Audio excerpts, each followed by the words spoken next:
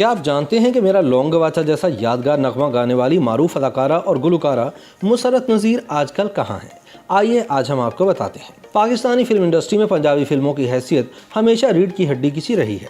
इसी वजह से पाकिस्तानी फिल्म इंडस्ट्री को लॉलीवुड का नाम भी दिया जाता है, क्योंकि लाहौर की हैसियत पाकिस्तान के लिए वही है जो इंडिया के लिए मुंबई की है। पंजाबी फिल्मों के लिए हीरोइन का इंतखाब भी इसी सोच के पेश नज़र किया जाता है कि हीरोइन की जिसामत और नकूश पंजाब की जट्टी की तरह होने चाहिए। यही सबब है कि पाकिस्तानी फिल्म इंडस्ट्री में ऊंची लंबी और भारी भरकम जिसामत की हीरोइंस ने बड़ा अरसा इंडस्ट्री पर राज किया।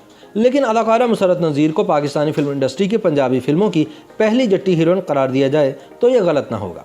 सन 1955 में अपने करियर का आगाज़ करने वाली मुसर्रत नज़ीर ने अगरचे बहुत तवील वक्त तक फिल्म इंडस्ट्री में काम नहीं किया, मगर जितना भी काम किया सफ़े अव्वल की हीरोइन के तौर पर किया। बतौर अदाकारा रिटायरमेंट के बाद वह मुल्क से बाहर चली गई, लेकिन जब 2 दिहाइयों बाद वापस आईं तो बतौर गुलकारा इन्होंने अपने फ़न की धाक बिठाई और मेरा लौंग गवाचा जैसे यादगार नगमे गाए जो आज भी ज़ुबान ज़दे आम है। मुसर्रत नज़ीर 13 अक्टूबर सन 1940 को पैदा हुई। इनका ताल्लुक लाहौर से था और इनके वालिद एक सरकारी मुलाजिम थे। वो एक पढ़े लिखे ख़ानदान से ताल्लुक़ रखती थी जिनका शोबिज़ के शोबे से दूर दूर का भी वास्ता न था। मुसर्रत के वालिद इनको आला तरीम दिलवाकर डॉक्टर बनवाने के ख्वाहिशमंद थे और यही ख्वाहिश मुसर्रत नज़ीर की थी। इसके साथ गीत गाने और गुनगुनाने का शौक़ भी इन्हें बचपन से ही था।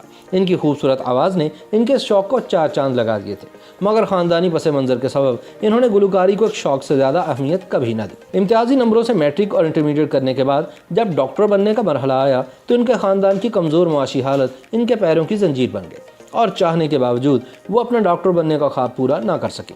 इस मौके पर मुसर्रत नज़ीर ने गुलकारी के फ़न से फ़ायदा उठाने का फ़ैसला किया और रेडियो पाकिस्तान पर बतौर गुलकारा नगमा सराफ हुई। मगर यहाँ इनके शौक़ की तो तकमील हो गई, लेकिन फिर भी मुआशी मैदान में घर वालों का हाथ रेडियो के कम मुआवजे के सबब ना बटा सके।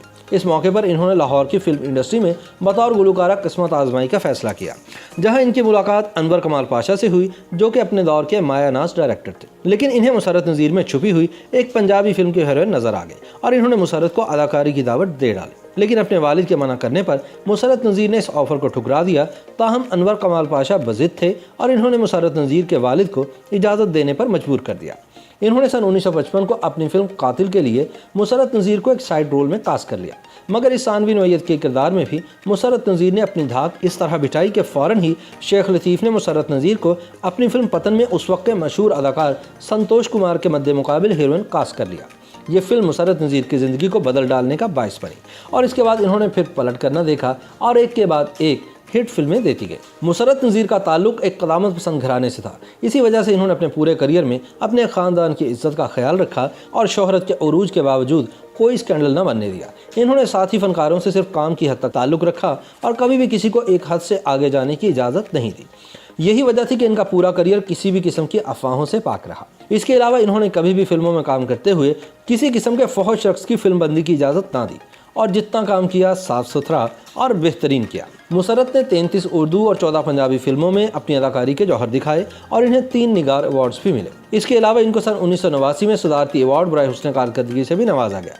सन 1962 में बेहतरीन अदाकारा का निगार अवार्ड हासिल करने वाली मुसर्रत नज़ीर की कामयाबियों का सफ़र तेज़ी से जारी था, मगर फिर अचानक एक डॉक्टर उनकी ज़िंदगी में आया और उसने इन्हें बदल कर रख दिया। डॉक्टर बनने की ख्वाहिश रखने वाली मुसर्रत नज़ीर खुद तो डॉक्टर ना बन सकी, मगर एक डॉक्टर अरशद मजीद की बीवी ज़रूर बन गए और अपने करियर को उरूज पर छोड़कर डॉक्टर साहब से शादी के बाद कनाडा रवाना हो गए। इसके बाद इन्होंने दोबारा पलट कर नहीं देखा और फिल्म इंडस्ट्री में सिर्फ इनकी यादें और बातें ही रह गई। फिर शादी के 20 साल बाद ये अपने शौहर और 3 बच्चों के साथ पाकिस्तान वापस आई। अल्लाह रब्बुल इज़्ज़त ने इनको 2 बेटों और 1 बेटी से नवाजा। मुसर्रत नज़ीर और इनके शौहर अब हमेशा के लिए पाकिस्तान में रहना चाहते थे। इस वजह से इनके शौहर ने लाहौर में एक अस्पताल कायम किया। मुसर्रत ने भी अपनी गुलकारी के शौक़ को दोबारा से शुरू किया और फिर बतौर गुलकारा पूरे मुल्क में धूम मचा दी। इनके गानों मेरा लौंग गवाचा, लट्ठे दी चादर और चले तो कटी जाएगा सफ़र आहिस्ता आहिस्ता ने इन्हें दोबारा से लोगों के दिलों में ज़िंदा कर दिया।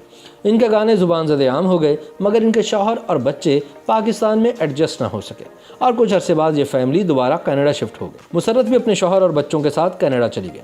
अब वो कनाडा में ही रहती हैं और इनके दोनों बेटे डॉक्यूमेंट्री फिल्म्स बनाते हैं। मुसर्रत नज़ीर कनाडा में एक मुकम्मल घरेलू औरत के तौर पर ज़िंदगी गुजार रही हैं।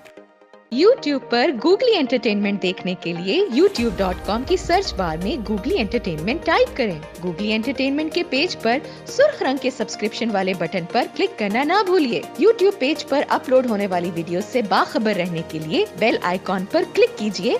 आपको हर नई वीडियो के बारे में नोटिफिकेशन मौसूल हो जाएगा।